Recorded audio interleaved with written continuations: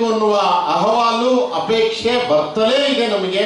ಅಷ್ಟರ ಮಟ್ಟಿಗೆ ಬೆಳಗ್ಗೆನಿಂದಲೂ ಕೂಡ ಇಲ್ಲಿ ಸುಗಮ ಸಂಗೀತ, ಚಲನಚಿತ್ರ ಗೀತೆ, ದಾಸ ಸಾಹಿತ್ಯ ಎಲ್ಲವನ್ನು ಒಳಗೊಂಡಂತೆ, ದೇವರ ನಾಮ ಎಲ್ಲವನ್ನು ಒಳಗೊಂಡಂತೆ ಸಾಹಿತ್ಯದ ಮತ್ತು ಗೀತೆಗಳ ವಿವಿಧ ಕಲಾ ಪ್ರಕಾರಗಳು ಇಲ್ಲಿ ಪ್ರಸ್ತುತಪಡಿಸಿದ್ದಾರೆ.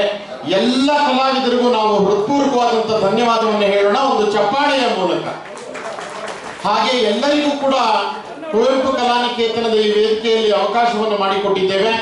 ಈಗ ನೀವೆಲ್ಲ ಕಾತರದಿಂದ ಆತುರದಿಂದ ನಿರೀಕ್ಷಿಸ್ತಾ ಇರತಕ್ಕಂಥ ಸಂದರ್ಭ, ಹಿರಿಯ ಚಲನಚಿತ್ರ ನಟರು ಇನ್ನೇನು ಕೆಲವೇ ನಿಮಿಷದಲ್ಲಿ ಟೌನ್ ಹಾಲ್ ಹತ್ರ ಬರ್ತಾ ಇದ್ದಾರೆ. ಹೊನ್ನಾವಳಿ ಕೃಷ್ಣ ಅವರು ಬಂದ ತಕ್ಷಣ ಕಾರ್ಯಕ್ರಮ ಶುರುವಾಗುತ್ತೆ.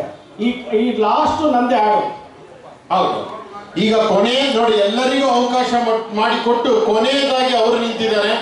ಈ ಕಾರ್ಯಕ್ರಮವನ್ನ ಇಷ್ಟು ಅರ್ಥಗರ್ಭಿತವಾಗಿ ರೂಪಿಸಿದಂತಹ ರೂವಾರಿಗಳು ವಿಶ್ವಮಾನವ ರಾಷ್ಟ್ರಕವಿ ಕುವೆಂಪು ಕಲಾನಿಕೇತನದ ಸನ್ಮಾನ್ಯ ಶ್ರೀ ಅಧ್ಯಕ್ಷರು, ಲೇಖಕರು, ಪ್ರಕಾಶಕರು, ಬಹುಮುಖ ಪ್ರತಿಭಾವಂತರಾದಂತಹ ಕುವೆಂಪು ಪ್ರಕಾಶ್ ಅವರು ಇವಾಗ ಒಂದು ಗೀತ ಗಾಯನವನ್ನು ಪ್ರಸ್ತುತಪಡಿಸಿದ ನಂತರ ಅಷ್ಟರಲ್ಲೇ ನಮ್ಮ ಇವತ್ತಿನ ಈ ಕಾರ್ಯಕ್ರಮದ ಕೇಂದ್ರ ಬಿಂದು ಹೊನ್ನವಳ್ಳಿ ಕೃಷ್ಣ ಅವರು ಆಗಮಿಸ್ತಿದ್ದಾರೆ.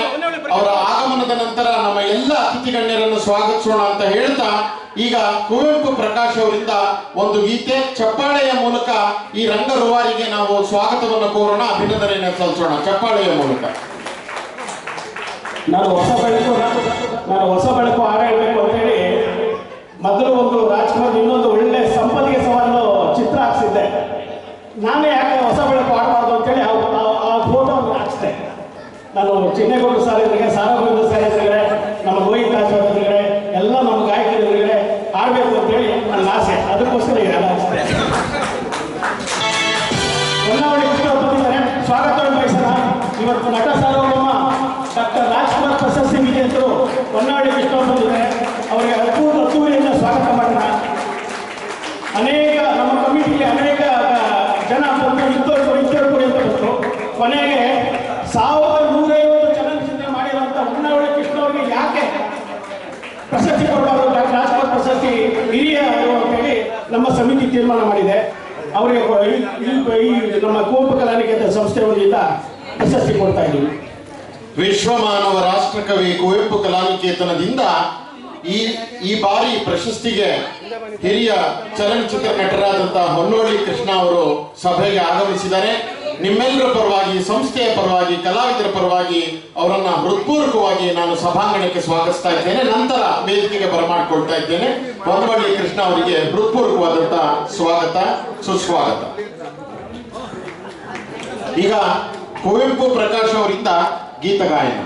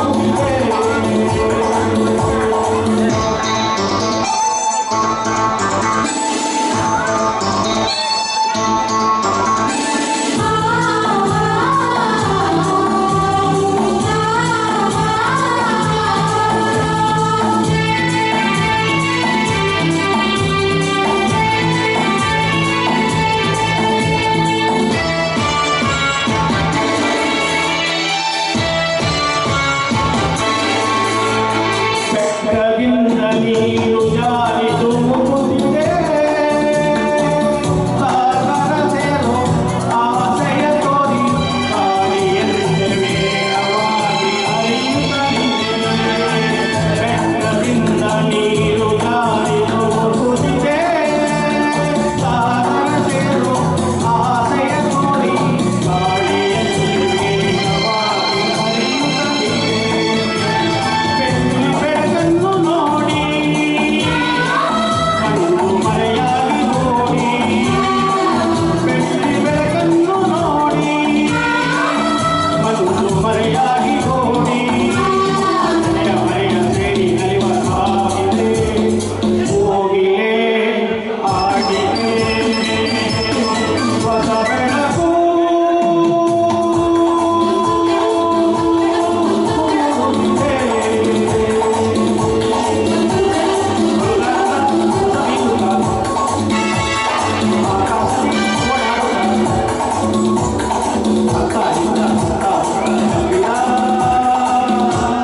ಕಾಂತಿಯ